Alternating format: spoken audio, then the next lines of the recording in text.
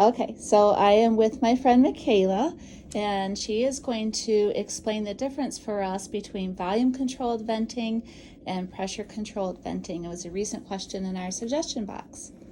So as far as pressure control versus volume control, pressure control allows you to set the inspiratory pressure. This gives you your max pressure that you're going to have on the ventilator.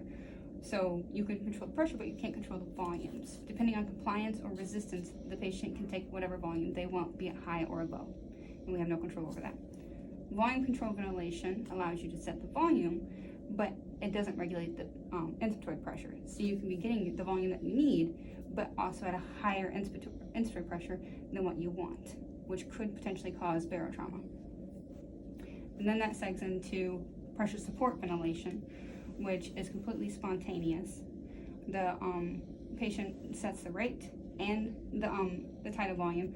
We just can kind of help support those breaths ultimately.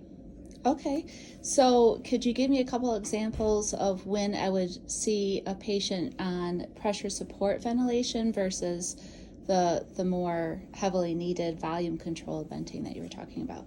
So pressure support is when you're waking up a patient, when you're wanting to do SBTs, when you're hoping to extubate in the near future, as you're conditioning a patient, hoping that they'll get stronger. Whereas volume control or pressure control is when a patient is still needing that ventilator consistently with no look at extubation within the next 24 to 48 hours, potentially.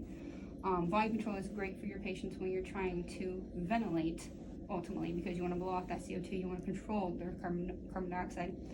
Whereas pressure control has been known to help with oxygenation because you can control your mean airway pressures. Okay, perfect. Thanks, Michaela.